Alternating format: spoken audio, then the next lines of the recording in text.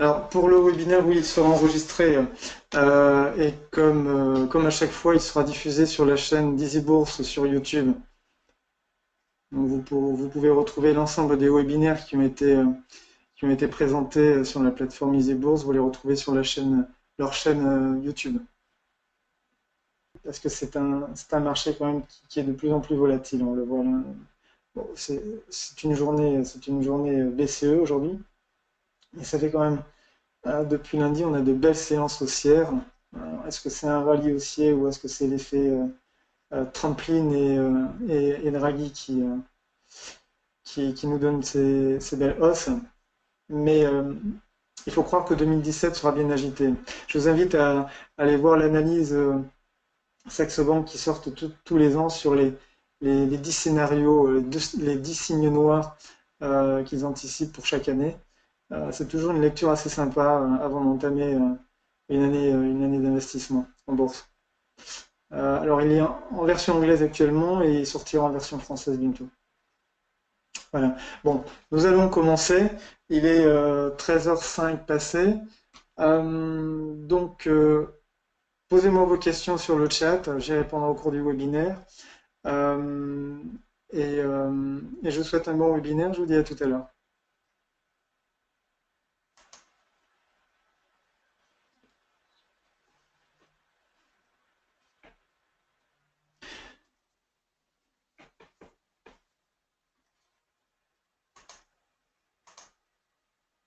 Donc, je fais bref résumé de mon parcours, hein. Vous pouvez le retrouver sur mon site web et sur LinkedIn, mais en ce qui me concerne, donc je suis un pur produit de la banque d'investissement. J'ai fait l'essentiel de ma carrière. J'ai commencé à trader pour mon compte propre en 2006, simplement pour des raisons réglementaires. J'étais gestionnaire de portefeuille sous mandat. Il était difficile d'investir dans des valeurs, c'était très compliqué, euh, pour des raisons de délit d'initié, l'accès à l'information qui faisait que je ne pouvais pas le faire de façon active. Donc je me suis orienté vers les indices, CFD, futurs, euh, qui étaient beaucoup plus simples pour moi. Euh, et en 2013, donc, j'ai créé BM Capital qui avait pour but d'élaborer des stratégies d'investissement pour une clientèle institutionnelle. Et dans mon parcours vie privée, en conseillant des amis, en les aidant à gérer leur portefeuille, j'étais amené à former, dans un premier temps, des professionnels. C'est ma rencontre, il y a maintenant 6 mois, avec Patrick Socasso, qui m'a amené progressivement à développer donc un programme d'accompagnement auprès des particuliers. Voilà. Et ma présence à EasyBourse, donc je la dois toujours à Patrick Sogasso, avec qui on a commencé 2 webinaires, dont celui-ci est la continuité. Donc, je les présenterai seul parce que c'est plus mes cœurs de métier. Patrick présentera ses webinaires sur des sujets qui correspondent à son cœur de métier également. Mais on continue à travailler ensemble, et notamment pour mieux répondre à vos attentes, mieux vous servir, surtout vous assurer, vous aider à construire votre processus d'investissement. Alors, ce qui compte aujourd'hui, c'est ce que nous allons aborder, donc l'analyse technique. Alors, comme je vous disais, c'est un processus qui a commencé en octobre avec Patrick. On va essayer de vous donner les bonnes pratiques pour investir en bourse. Alors, c'était surtout, d'une manière globale, définir votre profil d'investisseur. Vous rappelez clairement qui est votre ennemi, c'est pas dans ce type d'activité, non, c'est pas le marché, mais c'est bien vous-même. Donc, vous faire toucher du doigt ce qu'on appelle les biais comportementaux. Comment construire un processus d'investissement? Vous, vous donnez les clés pour construire votre routine personnelle. L'importance du money management et l'importance du débrief. En novembre dernier, on est rentré un peu plus dans le processus d'investissement en abordant l'analyse chartiste, donc grâce à l'observation, comment détecter une tendance ou un retournement de tendance. Et aujourd'hui, nous allons voir donc les outils techniques, donc l'analyse technique, les indicateurs techniques qui permettent de confirmer et d'analyser, mesurer la qualité d'une tendance à travers différents filtres.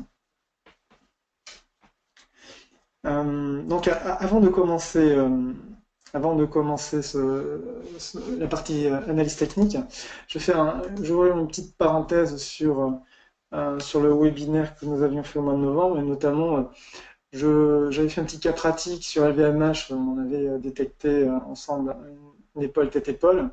Un pullback était en train de se former, et la suite, ben, je l'ai aujourd'hui, tout simplement. Donc, nous avons bien eu un pullback qui a amorcé une baisse, et finalement, nous avons une belle explosion à la hausse en invalidant l'épaule tête-épaule. Par contre, nous avons un beau biseau élargi ascendant, donc avec le mât qui reproduit, vous voyez l'objectif qui n'est pas encore atteint, mais tout ça pour vous dire que les fondamentaux sont importants, parce que le 4 octobre, qui a invalidé notre épaule tête-épaule, c'est tout simplement le rachat par LVMH de Rimowa, c'est le leader du bagage connecté, donc du bagage haut de gamme allemand. Et 10 octobre, donc la deuxième flèche verte, c'est la nomination de Ian Rogers, qui est un ancien de Facebook, et qui va développer la branche e-commerce pour les produits de luxe d'LVMH, et qui a été bien accueilli par les investisseurs. Donc voilà, tout ça pour vous rappeler en même temps que l'analyse chartiste, il ne faut jamais oublier les unités de temps longues, parce que quand on regarde le graphique en hebdomadaire, on a quand même une très belle tendance haussière, et l'épaule tête-épaule était peut-être un pari risqué, était un pari risqué quand on voit la tendance haussière. Voilà, donc je referme la parenthèse. Pour en revenir à l'analyse technique. Alors, quand on lit le titre, on peut se demander quel est le lien entre ces différents domaines très scientifiques, hein, avec l'analyse technique, et notamment son application au marché financier. Le point commun, c'est ça, traitement d'un signal. Alors un signal, oui, très bien, mais quel est le rapport avec les marchés financiers? Alors, c'est pas les marchés financiers, c'est plutôt l'investisseur. Tout ce qui nous entoure nous arrive sous forme de signal, et nous les observons avec nos sens avant de l'analyser et le traiter avec notre intellect. Donc, prenons un exemple, la météo. Quand on regarde la météo à la télévision, finalement, on observe c'est une observation mathématique d'un phénomène complexe. Prendre une température, c'est un nombre qui nous est donné, qui nous satisfait, qui ne nous satisfait pas, il fait chaud, il fait froid, mais ça reste un nombre. Derrière, il y a des choses beaucoup plus complexes. Au-delà de la grandeur physique que l'on lit sur un thermomètre, techniquement, c'est quelque chose de beaucoup plus complexe. C'est une fonction croissante du degré d'agitation thermique des particules. C'est l'équilibre de transfert thermique. Enfin, c'est des choses très complexes. Et finalement, on se moque de tous ces paramètres. Ce qui compte, c'est le nombre. C'est le nombre qui est affiché sur le thermomètre. C'est la même chose sur les marchés. Ce qui compte, c'est le prix. C'est le prix auquel on achète, le prix auquel on vend. Et comment a été construit ce prix? Les paramètres sont si nombreux et si complexes que parfois, autant rester juste sur le prix. Ensuite, quand on parle, si je fais toujours le parallèle avec la météo et la température, une fois qu'on a cette température, que va-t-on en faire? Alors, tout dépendra de notre objectif. Et là, je ferai le parallèle avec trois intervenants, un surfeur, un viticulteur et un investisseur. Quand il observe la météo, le surfeur, lui, le regarde à 2 jours, voire à quelques heures, avant de se décider d'aller surfer, tout simplement. Donc il regarde la taille des vagues, prise par les bouées au large, l'orientation du vent, la marée, et surtout un indicateur qui est le THE, le nombre de secondes entre chaque vague. Ça me rappelle un peu la volatilité. À l'opposé, un viticulteur, lui, observera plutôt l'évolution des températures et de la pluviométrie sur une période donnée, assez large. Il déterminera une tendance haussière, baissière des températures, fera une moyenne pour le comparer à une moyenne de référence. Globalement, le viticulteur s'inscrit dans une tendance beaucoup plus large avant de prendre une décision, la décision de récolter ou pas. Un investisseur a la même approche, selon qu'il est à court terme ou à long terme.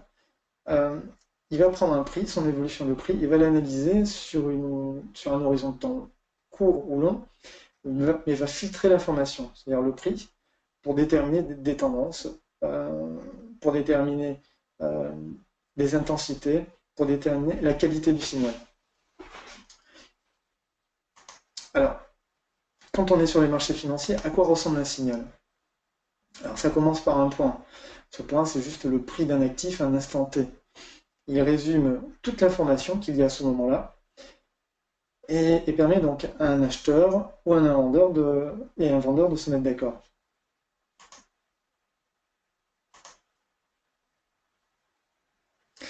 Et là, nous avons une tendance. Donc, c'est l'évolution du prix. Bon, elle est haussière, elle aurait pu être baissière. Et cette tendance, finalement, c'est quoi? C'est juste la matérialisation graphique du consensus des grands investisseurs de long terme. Ils ont une conviction qui est construite sur des informations et qui donne une orientation à un actif. Donc, ça définit une tendance. Et nous l'avions vu la dernière fois, il y a différents types d'investisseurs. Investisseurs de long terme, les grands investisseurs, ce qu'on appelle privilégiés. Mais il y a aussi des investisseurs institutionnels, donc les sociétés de gestion, les banques, et les particuliers, comme nous.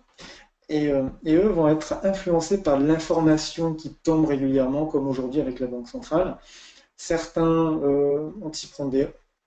seront plutôt haussiers, d'autres baissiers, mais cela construira ce qu'on appelle des sous-tendances, et qui va naviguer autour de la tendance de fond. Alors ces informations, vous le voyez, ça peut être des PIB, ça peut être les résultats d'entreprise, ça peut être l'annonce de taux d'une banque centrale comme la BCE aujourd'hui. Et c'est un consensus qui va être beaucoup plus changeant. Alors, ce sera l'opportunité pour les investisseurs de long terme de profiter des phases de respiration pour renforcer leur position. Et là, je vous renvoie à la théorie de Dow que Patrick vous avait présentée au mois de novembre. Mais toujours dans l'analyse du signal, sur les marchés financiers, et à court terme, nous avons les spéculateurs, qui vont être alimentés par des news, par des niveaux techniques, mais qui vont être responsables du bruit. Et le bruit va correspondre typiquement à la volatilité qu'on a sur les marchés, que l'on rencontre tous les jours.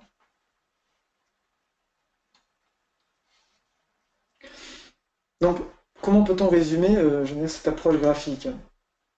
Typiquement, le prix, ce sera de l'information plus du bruit.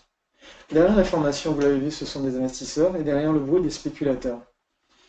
Et donc, de cette approche, je vous propose de voir comment on peut filtrer ce signal, qui est le prix, et on le filtrera avec des indicateurs de tendance et d'intensité, pour voir comment se comportent les investisseurs, des indicateurs de volatilité pour voir comment les spéculateurs vont agir sur le marché au jour le jour et comment s'en prémunir.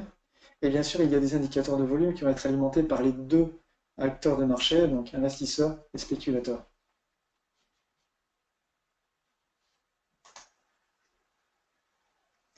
Donc, ce qu'il faut retenir de ma comparaison donc, avec la météo, c'est que ce qui compte, c'est la variation des prix et des volumes sont porteurs d'informations car elles vont nous permettre à partir d'expériences, donc de données passées, de prédire l'évolution future.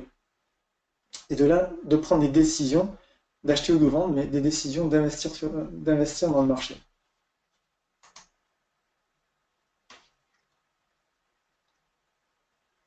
Donc l'analyse technique se résume à quoi? C'est valider une tendance. Et dans ce webinaire, je vous propose d'aborder l'indicateur que sont les moyennes mobiles, d'analyser la qualité de cette tendance, donc l'intensité au travers d'indicateurs, ce qu'on appelle les oscillateurs,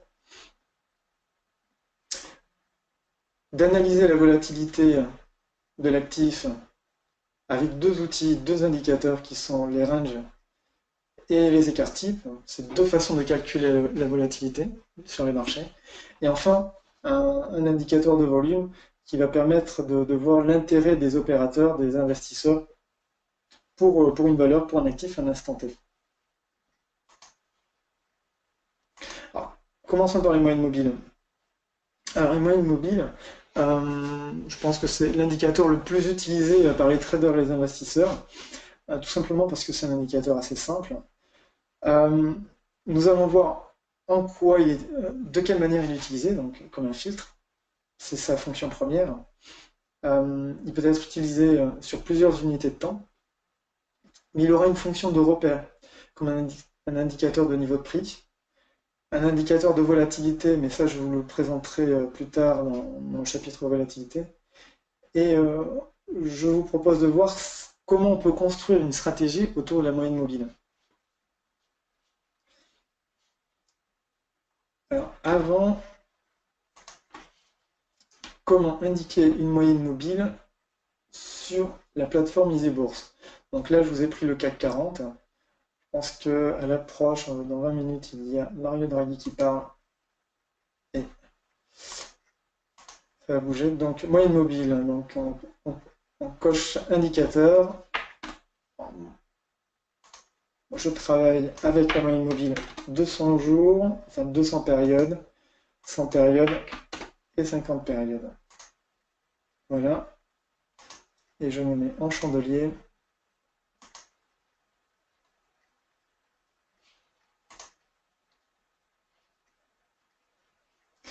Alors, comme vous le voyez, la moyenne mobile agit comme un filtre. Le but premier, c'est de réduire le bruit.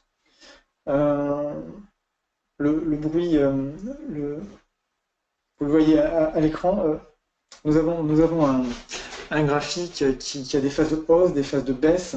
Il est parfois assez difficile de définir une tendance. Et les moyennes mobiles, en réduisant le bruit, en filtrant le bruit, vous permettent de voir plus clairement dans quel sens va l'actif. Donc en l'occurrence, par exemple ici, nous avons la moyenne mobile 200 jours qui est en orange.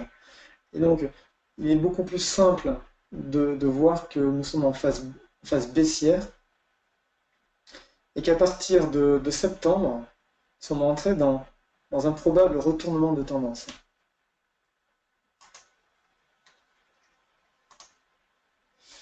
Donc pour les moyennes mobiles, donc, son rôle premier est celui d'un filtre.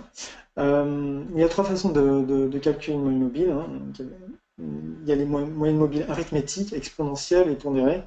Alors, la méthode de calcul est peu importante aujourd'hui. Ce qui est important, c'est qu'elle calcule une moyenne de cours sur une période qui nous importe.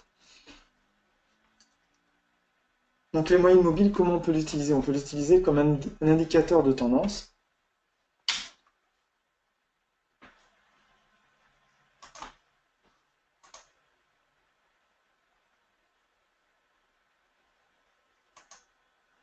Donc là, ça résume ce que je vous disais, ça permet de filtrer, filtrer le bruit. Alors, c'est un indicateur de tendance.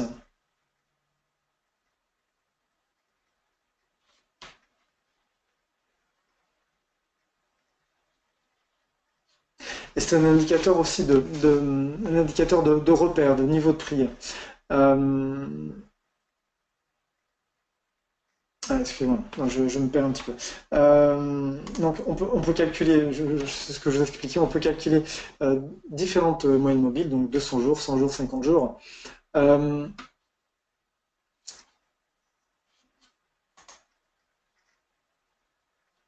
Décidément, quand la technique s'en mêle. Voilà. Alors, et comment on peut l'utiliser? Tout simplement, comme on le voit, les moyennes mobiles de courte période coupent parfois à la hausse ou à la baisse, des moyennes mobiles sur des périodes plus longues, donc 100 jours et 200 jours. Alors comment on peut l'interpréter? Tout simplement, quand une moyenne mobile court terme casse une moyenne mobile de long terme, ça nous donne un signal d'une tendance, soit de retournement, soit un signal de hausse ou de baisse.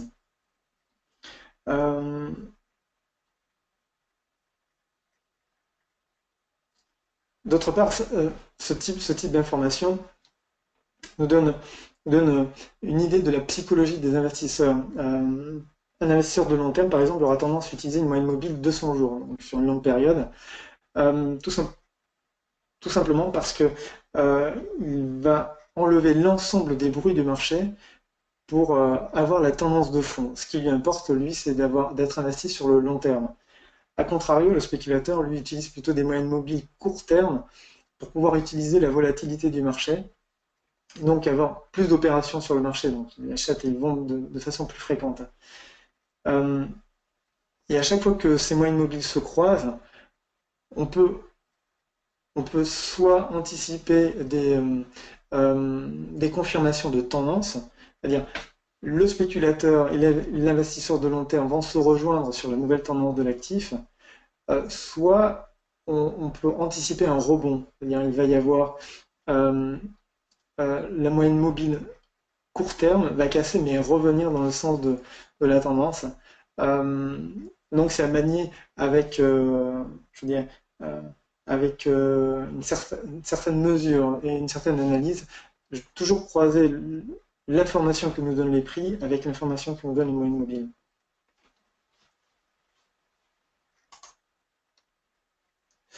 Donc la moyenne mobile peut être utilisée aussi comme un repère. Euh, alors si ça va bien,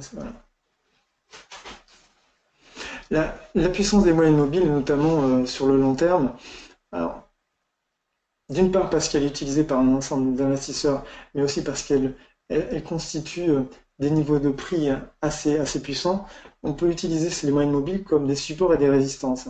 On le voit pour le cours d'LVMH. Nous avons un premier impact donc en février 2016, et à chaque fois que le prix est venu toucher la moyenne mobile 200 périodes, euh, on pouvait anticiper un rebond, ce qui a été le cas donc à deux reprises supplémentaires. La deuxième analyse qu'on peut faire, c'est que lorsque la moyenne mobile 200 périodes est cassée, on peut prendre cette cassure comme un signal assez fort de changement de tendance. L'inconvénient avec les moyennes mobiles, c'est que c'est un indicateur retardé. Donc on le voit clairement sur cet actif. Euh, LVMH tape un point bas en juillet 2016, donc à 130 euros, et amorce une phase haussière à partir de cette date, alors que la moyenne mobile 200 jours a son point d'inflexion qu'à partir de septembre 2016. Donc il est important de croiser à la fois la cassure du prix sur les moyennes mobiles, mais aussi les cassures de moyennes mobiles entre elles. Alors comment construire une stratégie avec les moyennes mobiles? euh, Vous l'aurez compris, donc en utilisant différents signaux, hein, qui sont le franchissement par les cours de moyennes mobiles et par le croisement de moyennes mobiles entre elles, on va avoir des signaux d'achat ou de vente qui nous permettront de prendre position ou pas sur le marché. Euh, Par exemple, si l'on prend toujours le LVMH, le 4, c'était le 26 juillet. Oui, ça va être ça. Ici, si vous voyez à l'écran, ici. Donc le 26 juillet, nous avons une cassure franche avec un gap, c'est donc un mouvement assez énorme qui franchit la moyenne mobile 100 et 200 jours en une seule journée. Donc là, il s'agissait des semestriels de 2016 qui affichaient de très bonnes performances. Et donc le cours des VMH qui franchit clairement les moyennes mobiles 200 jours et qui décide de rester au-dessus. Donc avec un premier pullback, et là nous avons une phase haussière euh, avec, comme vous le voyez, une moyenne mobile 50 jours et une moyenne mobile 200 jours qui s'écartent. Et donc il confirme euh, une intensité de la tendance haussière assez intéressante à travailler. Donc la moyenne mobile qui peut être aussi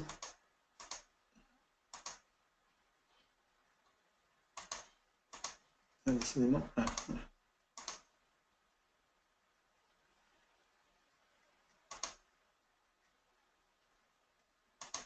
un petit problème technique, décidément, quand ça s'y met, voilà, normal. Donc les moyennes mobiles comme outil d'arbitrage. Alors, c'est une technique qui peut être utilisée. On va calculer les moyennes mobiles de 50 jours et de 100 jours sur différents actifs, LVMH, Air Liquide par exemple, que je vous ai mis à l'écran. Et, euh, et vous allez comparer les moyennes mobiles, non pas les cours, mais les moyennes mobiles de différents actifs. Alors, quelle information cela pourra nous donner? Alors, c'est typiquement, ça viendra compléter l'analyse de corrélation. En analysant les moyennes mobiles croisées de différents actifs ou de différentes classes d'actifs, cela permet de voir quel peut être le leader d'un actif par rapport à d'autres actifs. C'est un docteur en physique nucléaire, je fais un petit coucou à David qui m'avait expliqué comment il faisait avec des moyennes mobiles harmoniques pour comparer par exemple différents indices, Dow Jones, CAC 40, S&P, et en croisant leur moyenne mobile, voir qui était le leader par rapport à d'autres indices, tout simplement. Je referme la parenthèse parce que c'est peut-être pas encore le type de stratégie que l'on va élaborer dans ce webinaire. Là, je présente deux graphiques Air Liquide sur de très longues périodes, ce qui permet de voir l'intérêt de la moyenne mobile 200 jours. Alors 200 jours parce que c'est une moyenne mobile qui est utilisée par l'ensemble des investisseurs. Vous regardez, vous lisez certaines analyses, vous regardez certains gérants à la télé, ils vont souvent vous parler de moyenne mobile 200 jours comme un repère important pour analyser une tendance, voire un retournement de tendance. Donc je pense que c'est quelque chose qu'il faut absolument mettre sur ces graphiques. Et je vous ajoute une liste de valeurs, tout simplement parce que toutes les valeurs qui vont avoir une évolution au-dessus de cette moyenne de 200 jours sont considérées par les gérants comme des valeurs, ce qu'on appelle de fonds de portefeuille. Sur une longue période, quand ils ont cette tendance bien dessinée au-dessus de la moyenne mobile, on peut les avoir en fonds de portefeuille sur une très longue période et on peut rajouter un deuxième filtre, c'est sélectionner dans cette liste celle qui distribue de meilleurs dividendes.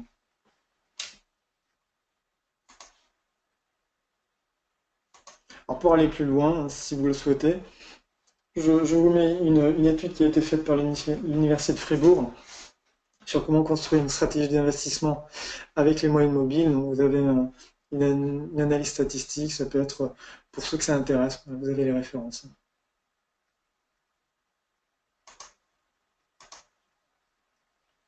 Alors une fois qu'on a détecté la tendance à travers des indicateurs techniques, le but c'est d'analyser la qualité de ce signal, donc la qualité de cette tendance. Euh, et pour cela, on essaie de déterminer son intensité. Son intensité, c'est la puissance de la hausse. Et à contrario, détecter un essoufflement de la hausse. Alors pour cela, on utilise des indicateurs, ce qu'on appelle les stochastiques, qui n'ont rien à voir avec l'approche scientifique stochastique. Sur les marchés, on cherche juste à mesurer l'intensité du mouvement du prix aujourd'hui par rapport à l'intensité d'un mouvement mesuré sur les X derniers jours. Et pour cela, le plus connu, c'est le RSI. Alors le RSI,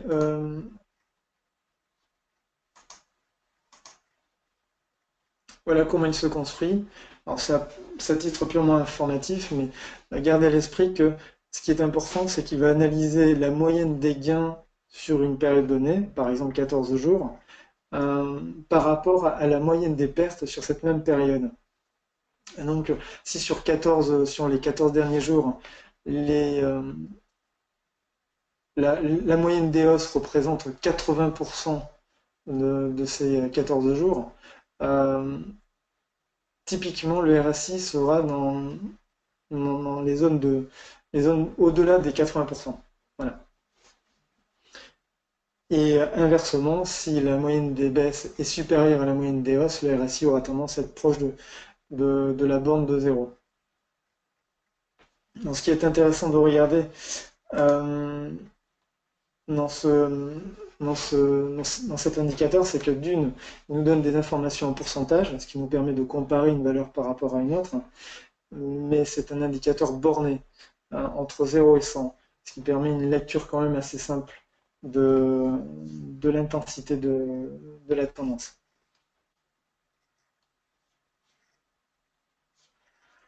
Alors, comment récupérer l'information sur la plateforme EasyBourse? Alors, si je prends par exemple, voilà, le Dow Jones,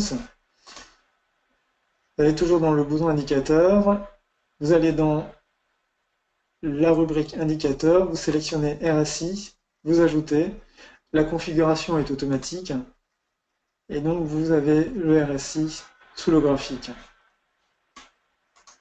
Alors cet exemple est intéressant parce que ce que l'on voit, c'est que le Dow Jones est en zone de surachat depuis plus d'un mois.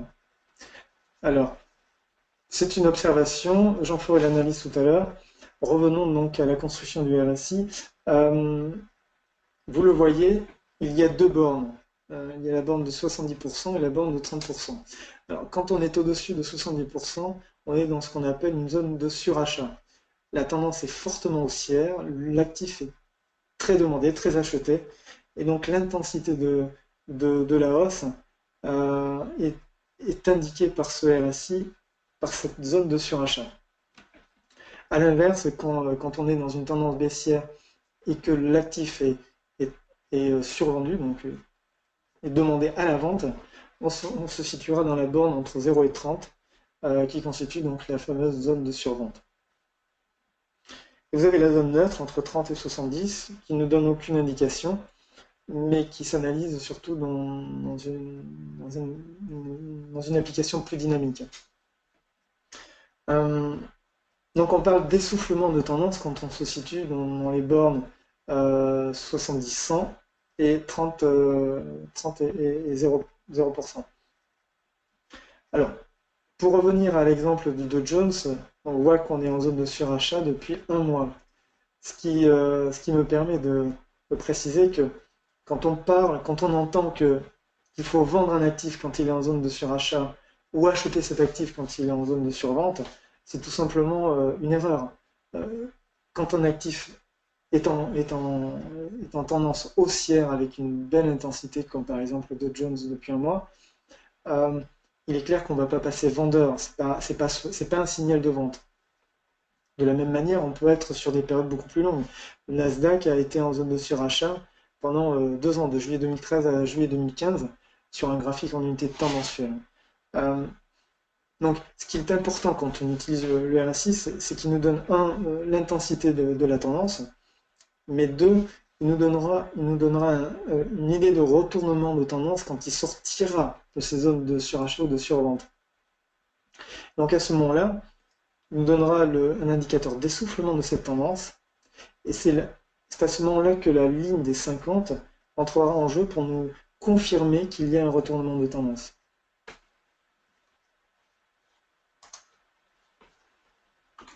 Si l'on prend les exemples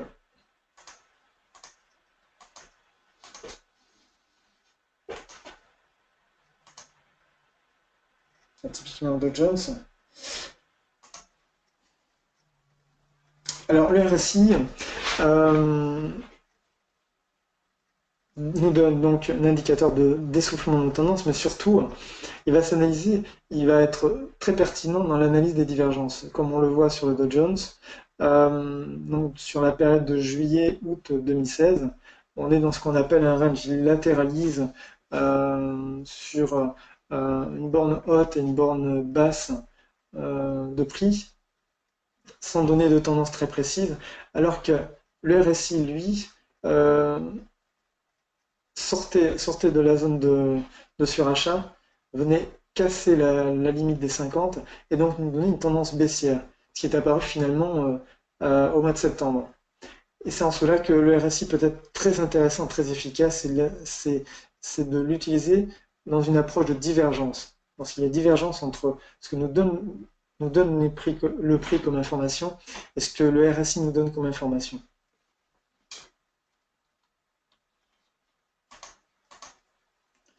Par exemple, sur Air Liquide, donc une divergence, on voit le prix avec une tendance haussière, alors que la RSI nous donnait plutôt un essoufflement de la tendance, voire une anticipation d'une tendance baissière. Euh, je vous mets une liste qui date d'hier sur des valeurs qui montrent en données journalières des divergences ou des débuts de divergence et qui serait bien de mettre dans son radar, voir comment ça va évoluer.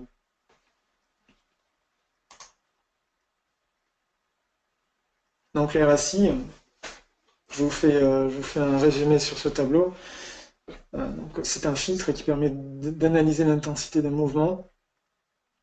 C'est un indicateur de retournement de tendance, notamment en l'analysant à travers les divergences qu'il peut avoir avec l'information que nous donnent les cours. Donc c'est un repère graphique et très pertinent donc, dans l'analyse des divergences. Alors, construire des stratégies avec le RSI, oui, mais c'est un indicateur d'intensité de mouvement, pas un indicateur de tendance. Donc il faudra toujours le croiser donc, avec un indicateur de tendance, détecter une tendance et ensuite l'utiliser peut-être comme stratégie d'investissement.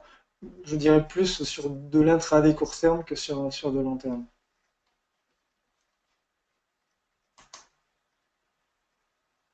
Alors, la volatilité, une fois qu'on a déterminé la qualité, la tendance, la qualité de la tendance, la volatilité sera un outil très précieux pour analyser le risque. Donc le risque du sous-jacent nous permettra notamment d'arbitrer, par exemple, entre deux actifs sur lesquels on a défini une tendance et la qualité de la tendance.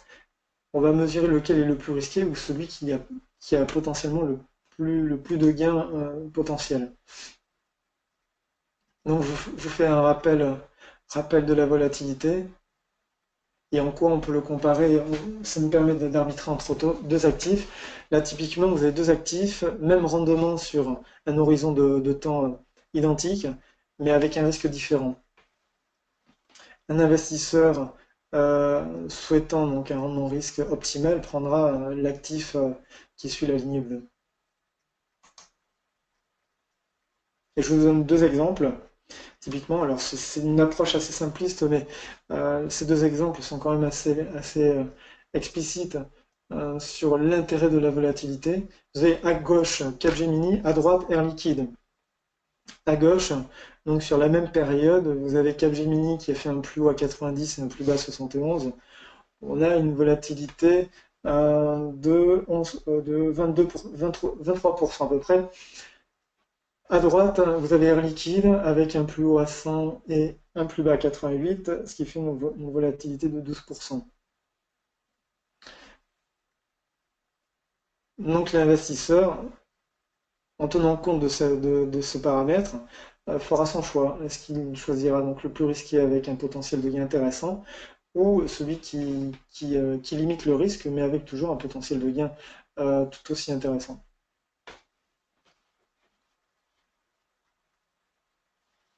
Alors, il y a deux façons d'analyser la volatilité, comme je vous disais au départ. Il y a l'ATR qui va analyser la volatilité en euros et par exemple la bande de Bollinger, donc c'est une approche statistique de la volatilité, étant donné qu'on calcule l'écart type.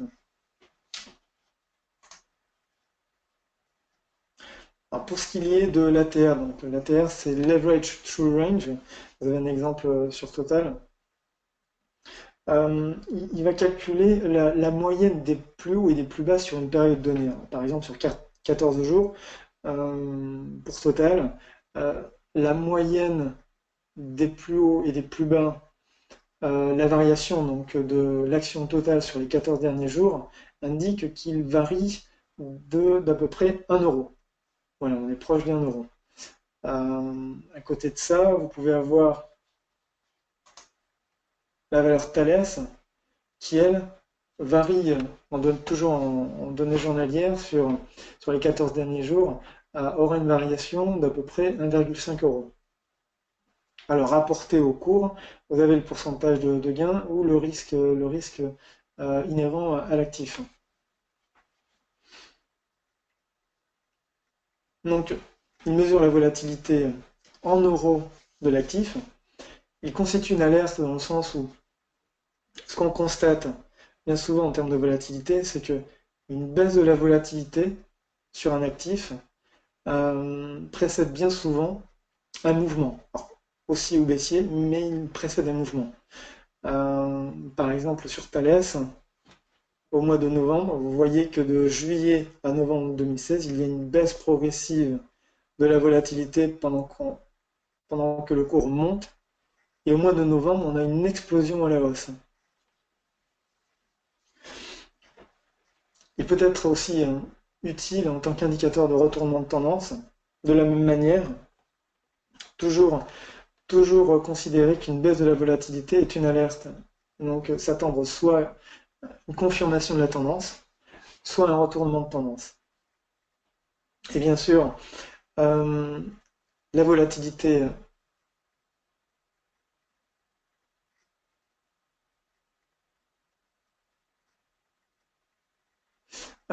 volatilité donc permet de construire son money management.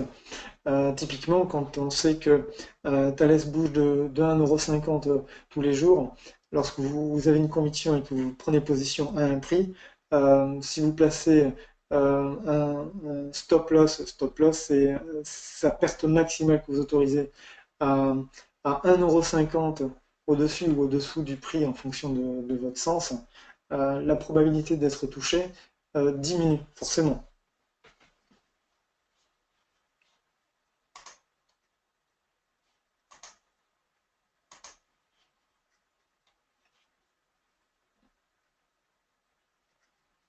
Alors, construire une stratégie avec un indicateur de volatilité euh, sur un horizon long, il nous manquera la tendance. Euh, mais ça peut être une bonne stratégie d'arbitrage, comme j'expliquais, en tenant compte du risque inhérent à chacun des actifs. On calcule l'ATR, donc Leverage True Range, qui permet d'analyser le risque de chaque actif et d'arbitrer donc sur l'un ou sur l'autre en fonction de notre appétence au risque ou pas, tout simplement. Alors, l'autre façon d'aborder la volatilité, c'est les bandes de Bollinger qui sont beaucoup plus connues et qui est quand même beaucoup plus technique, mais qui est extrêmement intéressant dans le sens où on va analyser les quarts types. Alors, les bandes de Bollinger, c'est une mesure statistique de la volatilité. Euh, il faut l'utiliser comme une alerte importante, euh, au même titre que l'ATR. C'est un repère. C'est un repère, vous le verrez pourquoi tout à l'heure. Permet de construire un money management, toujours pour placer ses stops. Et, un très bon indicateur pour construire une stratégie.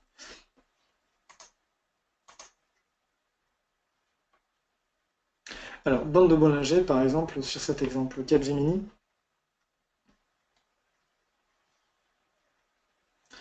alors l'indicateur est construit en deux étapes. D'abord une moyenne mobile 20 jours, qui permet de lisser le bruit. Et la différence entre le cours et cette moyenne mobile, sur cette différence va être calculé ce qu'on appelle un écart type. Un écart type, donc c'est juste un calcul statistique. Et les bandes supérieures et inférieures de la bande de Bollinger correspondra à deux écarts types. Alors pourquoi? Tout simplement parce que dans la loi normale, en statistique, euh, pas que sur les marchés, mais je veux dire dans tous les mouvements dynamiques que l'on a dans la nature, on a pu observer que 67% des mouvements futurs, et notamment en ce qui concerne les marchés des prix, sont contenus dans un écart type. Ce qui veut dire que quand on touche un écart type, il y a 67% de chances qu'il revienne à son équilibre. Et de la même manière, quand il s'agit de deux écarts types, on a 95% de chances à ce qu'il revienne à son équilibre. Ce qui veut dire qu'il y a 5% de chances que le cours aille au-delà de deux écarts types. Et ça, c'est un élément important parce que on peut utiliser du coup ces données de façon très différente et élaborer des stratégies euh, d'intervention sur les marchés. La deuxième chose, c'est que l'observation nous montre que, quel que soit l'actif, hein, vous pouvez le voir sur le CAC 40, faites l'exercice, et on le voit également sur Capgemini, tout simplement, c'est que le cours va toujours varier autour de la moyenne mobile 20 jours. Quelle que soit son évolution, hein, autour de cette mobile, il va soit rebondir, soit passer autour de casser cette moyenne mobile, mais systématiquement passer euh, autour de cette moyenne mobile 20 périodes. Alors, avec ces deux éléments, euh, on peut utiliser les bandes de Bollinger donc, de différentes façons. D'une, comme une alerte, les forts mouvements de hausse et de baisse sont souvent précédés, comme je l'ai dit, de faible volatilité. Et donc, toutes ces phases de range que l'on voit par exemple entre avril, mai, juin, mais également septembre à novembre, sont des phases de range où la volatilité diminue et précèdent des mouvements, donc des tendances haussières ou baissières. On peut l'utiliser comme un indicateur de niveau de prix, donc comme des supports et des résistances.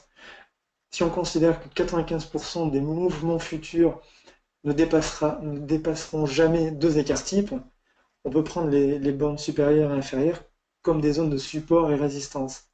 Et donc, prendre des positions, typiquement, quand on touche la bande supérieure de la bande de Bollinger, être à la vente systématiquement, avec comme objectif soit la moyenne mobile d'un jour, considérant que le titre ira tôt ou tard rejoindre cette moyenne mobile, soit la borne inférieure, si l'on est plus audacieux. Enfin, un outil de gestion du risque, on l'a bien compris, hein, si le cours par exemple rebondit sur la moyenne mobile 20 jours, on peut soit prendre position à l'achat et définir son stop loss à deux écarts types, compte tenu du fait que dans 95% des cas, il n'ira pas jusqu'à deux écarts types, soit être à la vente, c'est-à-dire on casse la moyenne mobile et donc placer son stop loss sur la bande supérieure, donc toujours à deux écarts types. Et donc un processus d'investissement, mais vous l'avez compris, en jouant sur la moyenne mobile 20 périodes et sur les bornes hautes et basses, c'est les prises de position et la gestion du risque qui peuvent être donc systématisées, c'est-à-dire automatisées via l'utilisation de la bande de Bollinger.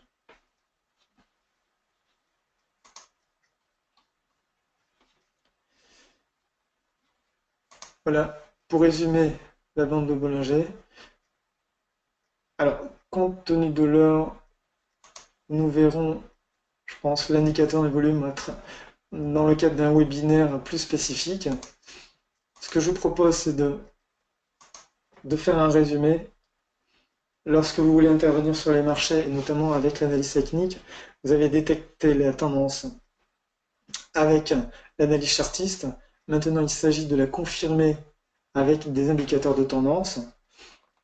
Vous assurez la qualité de la tendance, son intensité. Êtes-vous en face d'une belle tendance ou dans une phase de retournement?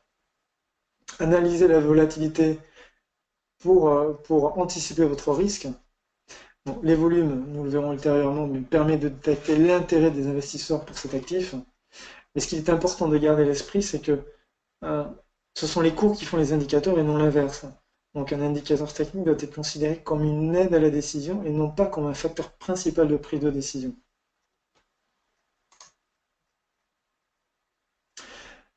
Donc mon partenariat avec EasyBourse, donc je vous rappelle, je suis formateur, j'accompagne les particuliers pour élaborer leur processus d'investissement et coach donc de différentes manières, hein, soit à distance, soit en face à face.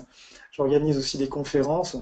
On les organise en binôme parfois avec Patrick, ce qui permet d'avoir deux visions, deux approches différentes au cours de la même conférence.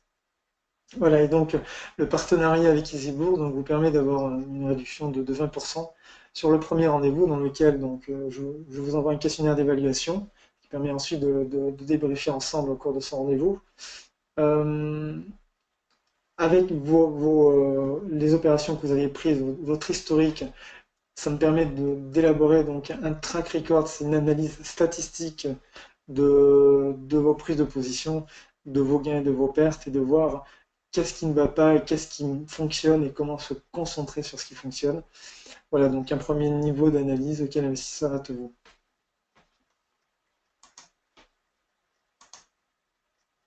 Donc voilà, vous pouvez me contacter à ces différents canaux. Donc, comme je vous disais, c'est le dernier webinaire pour l'année 2016. Je vous souhaite de très bonnes fêtes de fin d'année. Et donc, je vous dis donc, en 2007 avec un nouveau programme de webinaire. Pour ce qui est des e-bourses, vous retrouverez Jean-Baptiste le 15 décembre pour un webinaire sur les premiers pas avec EasyBourse. Vous verrez l'interface, donc le b.a.-ba de la plateforme, comment l'utiliser, comment intégrer les passages d'ordre, les frais de courtage, enfin tout ce qui est important de savoir sur la plateforme que vous utilisez pour intervenir en bourse.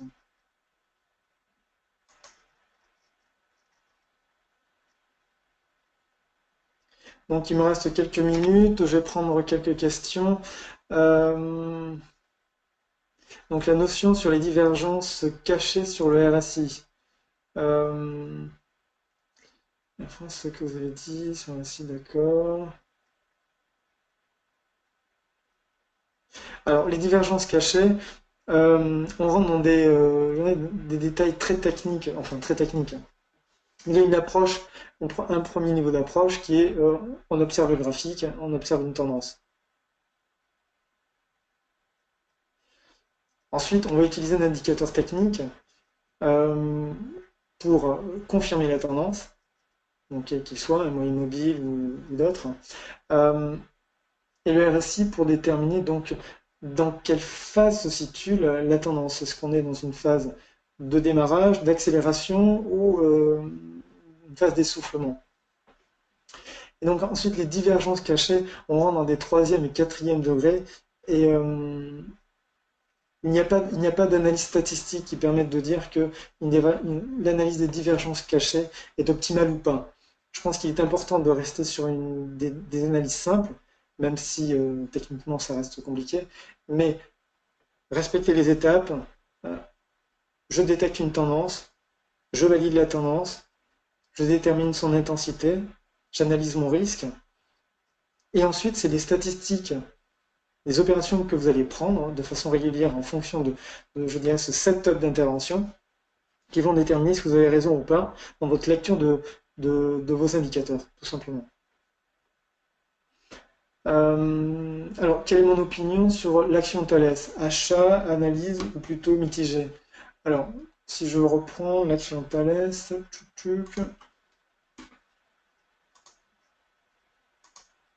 alors,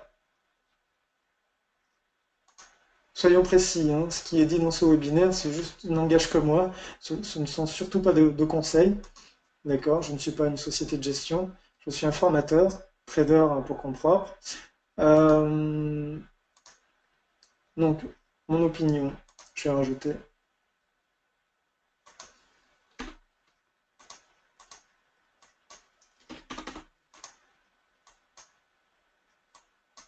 Alors, c'est une analyse rapide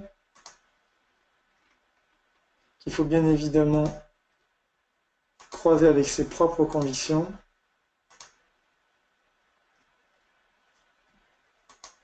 Alors, quand on regarde sur du long terme, typiquement, on est sur le type de valeur que l'on aime avoir en fond de portefeuille.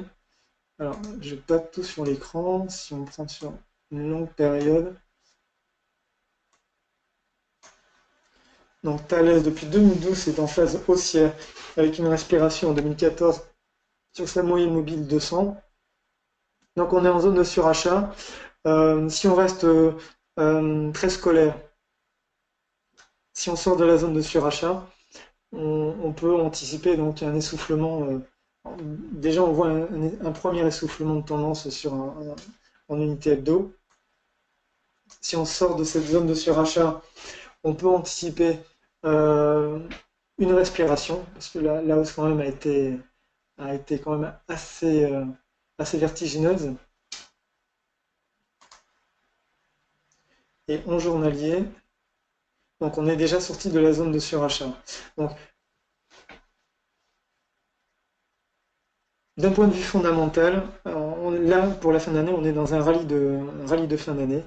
Euh, le Dow Jones bat de record en record historique. Moi, j'ai pas confiance dans ces phases haussières, tout simplement, parce que il n'est construit que sur, alors pour le Dow Jones, sur la politique de Trump, qui va investir, enfin dans son programme, 5 000 milliards de dollars dans les infrastructures, donc ce qui constitue de l'argent frais dans l'économie, et bien sûr sur les marchés financiers. Il y a Mario Draghi qui devrait prolonger de 6 mois ses injections de liquidités, donc ce qui représente 80 milliards par mois, et donc ça les marchés aiment bien. On est toujours sur une hausse des marchés qui n'est pas forcément en adéquation avec les résultats d'entreprise. On l'a vu encore une fois, même si on battait les consensus, les résultats d'entreprise depuis 7 trimestres sont en baisse. Donc, pour moi, cette phase de hausse des indices devrait être malmenée au mois de janvier, parce que là on est juste sur des anticipations de programmes qui ne porteront leurs fruits que dans 2-3 ans. Donc au mois de janvier, on va se réveiller et on va tout simplement se dire que on a porté les indices sur un programme et non pas sur des faits réels. La deuxième chose, c'est que si on se concentre uniquement sur Thales, donc sur la valeur, compte tenu de ses fondamentaux, on peut anticiper. Moi, j'attendrai une respiration sur la moyenne mobile 50. Après, c'est difficile de vous faire une analyse fine en live, mais personnellement, j'attendrai donc un rebond sur la moyenne mobile 50 avec un scénario d'invalidation sur la moyenne mobile 100 jours, avant de me remettre à l'achat. Après, je ne connais pas la valeur, donc il faudrait rentrer ensuite dans l'analyse micro pour voir son cas. Je vous en prie. Donc, voilà pour le webinaire. Ce que je vous invite à faire, donc, c'est si vous voulez la présentation, contactez-moi ou contactez Jean-Baptiste. Et pour l'année 2017, je vous le disais, si vous avez des sujets que vous voulez aborder, n'hésitez pas aussi à m'en faire part, ainsi qu'à Patrick. Ça nous permettra donc de rendre les webinaires plus enrichissants et plus intéressants. Voilà. Donc je vous souhaite de bonnes fêtes de fin d'année et je vous dis donc à l'année prochaine. Au revoir.